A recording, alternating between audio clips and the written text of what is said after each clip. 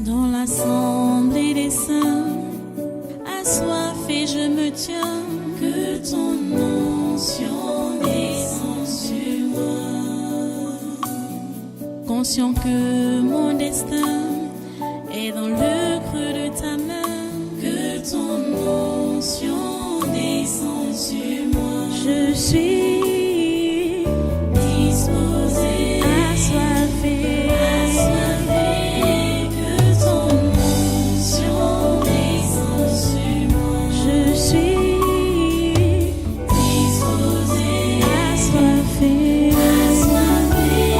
que ton onction descende sur moi.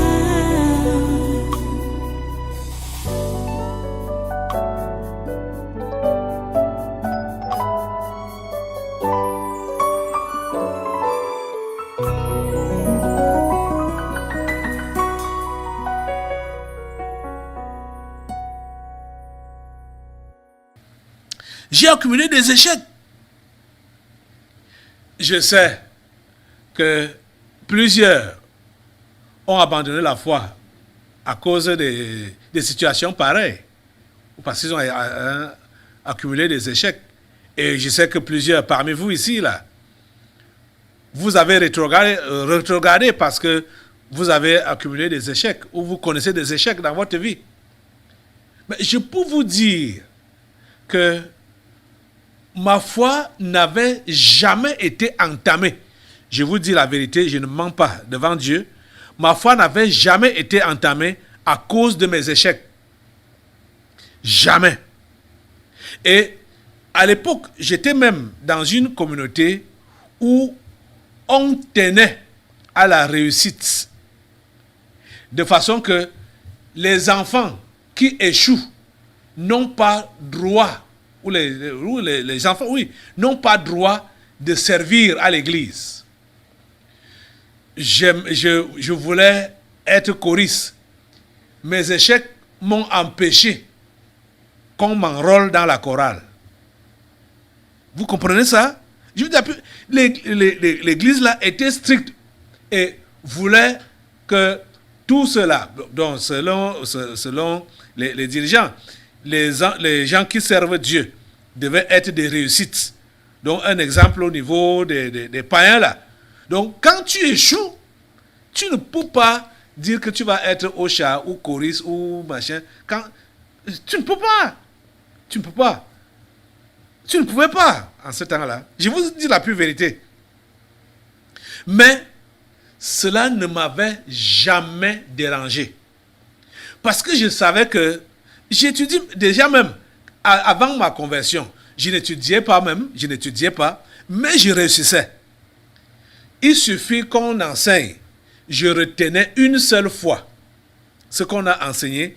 Et quand les compositions vont venir, les évaluations, je vais écrire ce que j'ai retenu. Hein? C'est-à-dire, je ne sais pas, vous pouvez connaître le genre d'enfant là.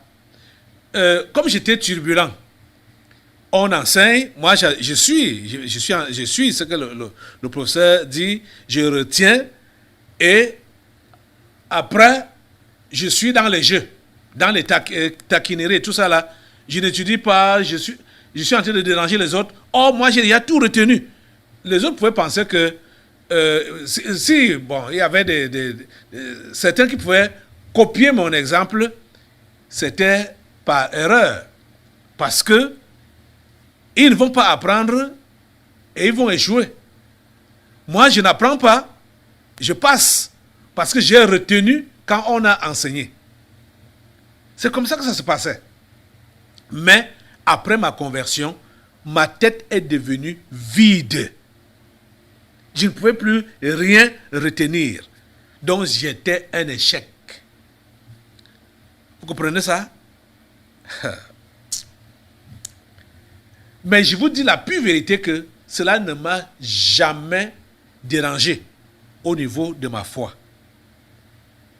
Je savais que je me suis donné à Jésus, pas pour réussir, puisque je réussissais sans lui. Donc, quand maintenant là j'échoue avec lui, je dis, mais toi seul tu sais ce qui se passe. Moi je me suis donné à toi et je ne peux pas te laisser. Comme vous avez chanté dimanche passé. Hein? Je ne veux pas laisser Jésus. Pourtant, bon, beaucoup mentaient en chantant cela. Vous voyez? Mais c'était mon cas. Je ne me suis pas donné, je ne me suis pas converti parce que je voulais une bénédiction. Je ne suis pas converti parce que je voulais une grâce. Je ne suis pas converti parce que je voulais le succès, je voulais le travail ou je voulais la guérison ou la délivrance. Je ne me suis pas converti pour ces choses-là. Je me suis converti pour sauver mon âme et aller au ciel. Vous comprenez ça? Et Dieu m'a aidé. J'ai traîné dans les échecs comme ça pendant des années. Hein? Pendant des années, je vous assure. Mais je savais, j'avais la conviction en moi-même que Dieu, déjà même puisque quand je me suis converti, le Saint-Esprit a parlé par ma propre bouche encore que comme que Dieu allait m'utiliser, que j'étais son instrument. Donc, ça ne me dérangeait pas, quand bien même je sais que j'ai donné le meilleur de moi-même et ça n'a pas donné comme les gens s'attendaient. Mais moi, je savais que je ne suis pas un échec et que je suis un enfant de Dieu et un instrument de Dieu. J'avais cette conviction-là. Donc, ça ne me dérangeait pas. Ouais. Et il est arrivé que, bon, après une succession d'échecs comme ça a commencé avec en classe de troisième, où je n'ai pas réussi à mon BPC pour après ma conversion. Et j'ai trimé là pendant quelques années. J'ai même, après même temps, comme j'ai été déjà persécuté aussi au niveau de la famille, sans soutien, j'ai même d'abord abandonné l'école. Du moins, j'ai laissé l'école. Pas que à cause du manque des moyens, alors, j'ai laissé l'école. Vous vous rendez compte? Et j'ai failli tomber dans le piège que plusieurs parmi vous tombent, ou dans lequel plusieurs peuvent même être à l'heure actuelle. Donc, vouloir prouver à la famille que je ne suis pas un échec.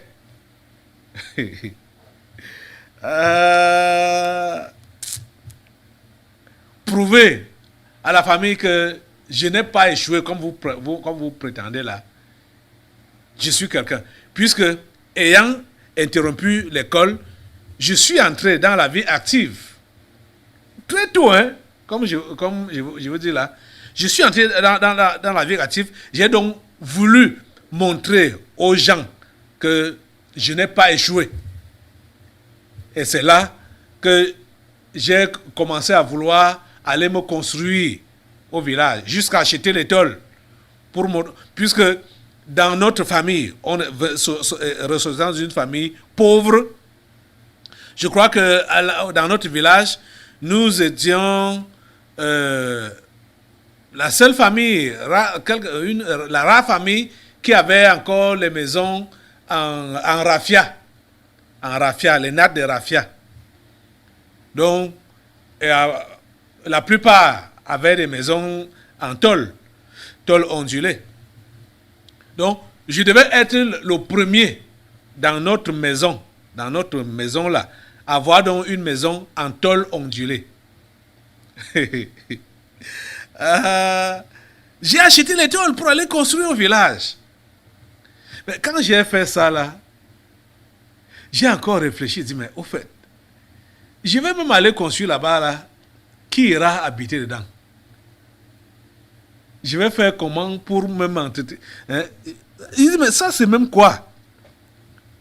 Et c'est là que j'ai compris que ça c'était moi-même qui voulais faire ça. Que ce n'est pas ça, ce n'est pas Dieu qui m'a demandé de le faire. Je voulais faire pour montrer aux gens que je suis quelqu'un. Je n'ai pas raté ma vie. J'ai abandonné cette idée-là. Depuis ce temps-là que j'ai compris que je n'ai pas besoin de me rivaliser avec les gens par rapport à ma vie chrétienne et par rapport à ma relation avec Dieu. C'est entre Dieu et moi.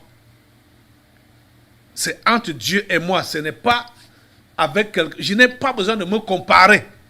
C'est depuis ce temps-là que je l'ai compris. Je vous dis la pure vérité. Et quand je l'ai compris, je suis resté tranquille. Je me suis concentré. Quelque temps après, bon, j'ai été conseillé de reprendre encore avec l'école. J'ai repris l'école. Cette fois-ci, bon, c'est comme si Dieu disait que, ok, bon, tu n'es pas aussi assez bête comme ça là. Parce que quand j'ai repris la classe de 3e là, j'ai eu le BPC. L'année suivante, je n'ai pas fait la seconde. Donc, étant en 3e, j'ai commencé à lire les choses du 2e cycle du lycée. C'est-à-dire, j'ai commencé à lire les choses de première, la classe de première, directement. Donc, j'ai eu le BPC. Quand j'ai eu le BPC, je n'ai plus fait la classe, je n'ai pas fait la classe de seconde. Je suis allé directement en première. J'ai composé le probatoire que j'ai eu tout d'un coup, en sortant de la 3e, hein, directement comme ça là. Vous voyez un peu? Donc c'est comme si ma tête s'est réouverte et puis c'est comme ça que j'ai continué à évoluer et je me dis donc maintenant, je crois que c'est arrivé. Donc, je peux devenir quelqu'un. Et je crois que j'allais devenir quelqu'un au niveau de l'école, hein. Sans savoir que Dieu avait préparé un couloir pour moi. Le couloir que je suis en train, dans lequel je suis maintenant là. Je n'avais jamais, je n'avais jamais pensé que,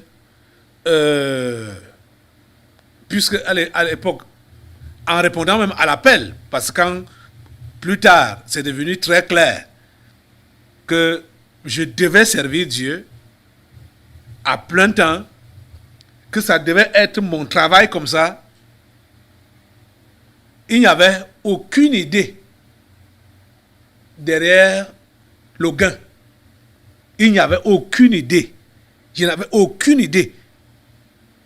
Mais ce que j'avais reçu de Dieu, c'est que il va me donner les moyens pour que je puisse faire son œuvre. De quelle manière, je ne sais pas.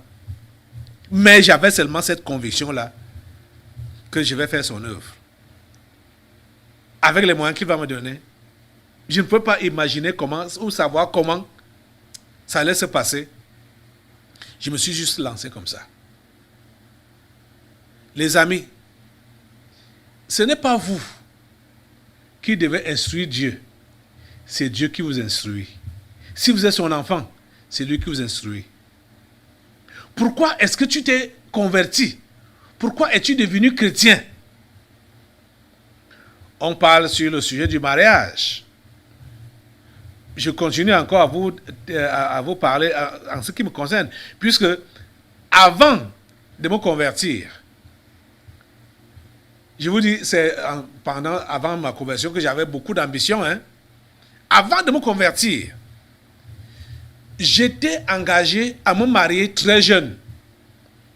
Je disais que j'allais me convertir. Je disais que même en allant à l'école, je devais avoir une femme à la maison. Ça, c'était mes ambitions avant de me convertir. Mais je vous assure que quand je me suis converti, toutes ces idées-là sont parties. Moi, je ne comprends pas comment vous autres, peut-être vous avez des ambitions comme ça avant de vous convertir, et vous vous convertissez, vous maintenez les mêmes ambitions. Je ne sais pas comment vous vous êtes converti. La Bible dit que si quelqu'un est en Christ, il est une nouvelle créature. Les choses anciennes sont passées, voici toutes choses sont devenues nouvelles. Pourquoi tout ne devient pas nouveau chez vous? Pourquoi vous avez les mêmes pensées que dans le monde? Comme vous étiez dans le monde, pourquoi les mêmes pensées? Pourquoi les mêmes idées? Pourquoi les mêmes ambitions? Pourquoi?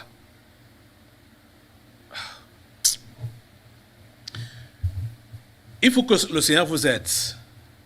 Il faut que le Seigneur vous aide. Cette histoire de mariage, j'ai finalement compris que c'est Dieu qui donne le mariage, c'est Dieu qui dirige son enfant. Si tu es son enfant, tu n'as pas besoin de te presser par rapport au mariage. Parce qu'il faut que tu comprennes. Il faut déjà comprendre. Et c'est ce qu'on n'a pas souvent enseigné aux gens. Matthieu 19, qui nous fait comprendre que tout le monde n'est pas fait pour le mariage. Quand Jésus a dit ça clairement, cela n'est pas enseigné dans les églises. Pourtant, c'est dans la Bible, dans Matthieu 19, que tout le monde n'est pas prévu pour le mariage. Mais les gens ne veulent pas entendre ça.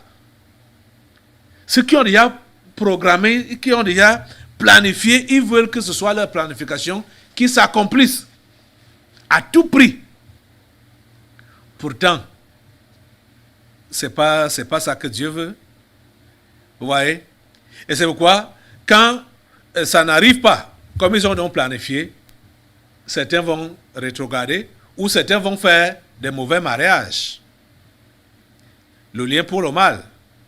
Pourquoi? Parce qu'ils ont forcé. Et je me rappelle, dans ma jeunesse chrétienne, là, avec les autres jeunes, quand on ne comprenait pas, puisqu'on ne comprenait, on ne comprenait pas, on n'a pas été enseigné sur, d'après Matthieu 19 là, beaucoup de mes camarades, je peux les appeler comme ça, camarades de foi, ils se sont engagés dans les mariages. Et pour la plupart d'entre eux, ce n'était pas des bons mariages. On comprend que c'est aujourd'hui que je peux comprendre que c'était le lien pour le mal. Et que cela n'était pas vraiment prévu pour le mariage. Juste parce que je peux me rappeler de certains qui m'étaient même proches. Ça me fait mal de constater que plusieurs se sont mariés et ont divorcé. Ou que plusieurs se sont mariés et après, leurs épouses sont devenues folles. Dans la foi, hein, je vous parle, dans la foi. Et n'en parlons pas des infidélités. Ça fait mal. Ça fait très mal. Ou n'en parlons pas de ceux-là qui ont épousé soit des sorcières. Hey. Ça fait mal de penser à ça. Pourtant, c'est la réalité. C'est la réalité. C'est aujourd'hui que je peux comprendre que cela n'était pas destiné au mariage. Il n'était pas destiné au mariage. Mais, bon, comme il faut suivre tout le monde. Hein, on a étudié, on a fini les études et on a commencé à travailler. Il faut se marier. On est en train de vieillir. Il faut se marier. Que ce soit côté homme ou côté femme. Hein, les hommes comme les femmes. Oui, le temps est déjà passé. L'âge est avancé. Il faut déjà se marier. Mais plusieurs ont fait des mauvais mariages. Pourtant, ils se sont convertis dans leur jeunesse, étant soit élèves ou étudiants, et ont épousé des chrétiens ou des chrétiennes, mais le mariage laisse à désirer. Plusieurs parmi eux vont aller en enfer à cause du mariage, du mauvais mariage. Je vous dis la pure vérité. Mais quand j'apprends certaines histoires qui se passent dans des couples qu'on appelle chrétiens, je suis dépassé. Et ceux qui étaient, c'est pas qu'ils se sont convertis étant déjà mariés. Ils se sont mariés dans la foi, mais ils ont fait des mauvais mariages. Quand j'apprends ce qui se passe dans leur milieu, dans leur foyer, j'ai les larmes aux yeux. Et j'ai de la peine à croire. On va te dire que le frère tel boxe sa femme. Aïe, bagarre, boxe sa femme. Mais, l'histoire de l'un de ces couples-là, l'homme est costaud, costaud comme ça, costaud. Et la femme est une petite femme. Je me dis, mais quand il va même taper, il tape où? Et il a... Seigneur Jésus, c'est bizarre. Pourtant, quand on voyait ces gens, on les prenait comme des gens spirituels. L'homme spirituel, la femme spirituelle. Mais quand ils se sont mariés, c'est devenu autre chose. C'est devenu autre chose. Je vous dis, la plupart de mes connaissances dans la foi, qui sont dans la foi depuis et qui se sont mariés, la plupart, leur foyer laisse à désirer. Ça laisse à désirer. Je vous assure.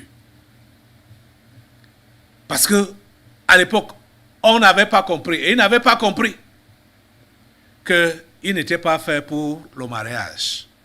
Ils ont fait le lien pour le mal. Pourtant, ils sont mariés entre chrétiens. Mais c'est le lien pour le mal. Vous forcez. Et il y a des gens qui vont citer que mieux, 1 Corinthiens 7, que mieux vaut se marier que de brûler. Et pour éviter l'impudicité, il faut se marier, que chacun ait sa femme et que chaque femme ait son mari. Vous faites ça parce que vous voulez éviter l'impudicité. La personne qui se marie pour éviter l'impudicité ne sera pas satisfait dans le foyer. Si c'est vraiment pour dire que tu veux éviter l'impudicité, tu vas encore tomber dans cette impudicité étant même marié. Parce que celui-là ou celle-là ne va pas te satisfaire. Si c'est parce que tu n'es pas délivré. Tu veux ne pas tomber dans la fornication. Tu ne veux pas tomber dans l'impudicité. Ok, il faut donc te marier. Tu te maries donc pourquoi? Tu te maries pour le sexe. Tu te maries pour le sexe. J'ai dit que tu auras le dégoût de celle-là ou de celui-là et tu vas commettre adultère. Tu vas commettre l'impudicité que tu as prétendu ne pas commettre en te mariant. Parce que le motif-là ne tient pas. Ce motif-là ne tient pas. C'est ce que Jésus a enseigné dans Matthieu 19 qui tient. Et il faut donc que tu saches quel est ton statut. Jésus a enseigné et a dit que tout le monde n'est pas destiné à se marier. C'est ça que Jésus a enseigné dans Matthieu 19. Tout le monde n'est pas destiné à se marier. Tu n'es pas destiné à te marier. Et pour éviter l'impudicité, tu te maries.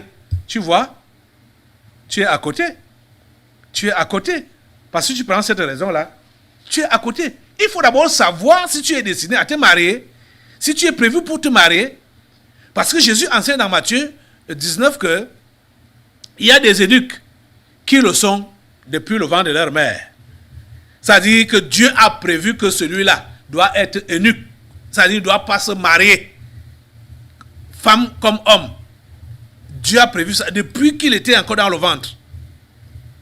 Il y a des eunuques qui le sont devenus par leur propre volonté, donc pour servir Dieu. Et donc, ils se sont engagés. Et aujourd'hui, on voit rarement des gens qui disent que je me donne, je m'abandonne à Dieu, je ne vais pas me marier, je vais servir Dieu. Rarement. Les catholiques ont prétendu le faire, Mais on sait ce que les catholiques sont en train de faire. Et c'est par là qu'ils ont créé la sodomie, hein, la pédophilie, et même les adultères avec les femmes d'autrui et tout ça là. Vous voyez, prétendant qu'ils ne se marient pas. Vous voyez? Et la troisième catégorie des eunuques, ou de ceux qui ne doivent pas se marier, c'est ceux qui le sont devenus par les hommes. Donc ceux-là qui sont donc attachés au village par les sorciers, les esprits familiers de leur village. Vous voyez, ils viennent en dernière position, ils sont minoritaires, mais tout le monde qui m'écoute maintenant là et qui n'est pas marié pense qu'on l'a attaché au village. Dans l'assemblée des saints, assoiffé je me tiens, que ton onction descende sur moi. Conscient que mon destin est dans le creux de ta main, que ton onction descende sur moi. Je suis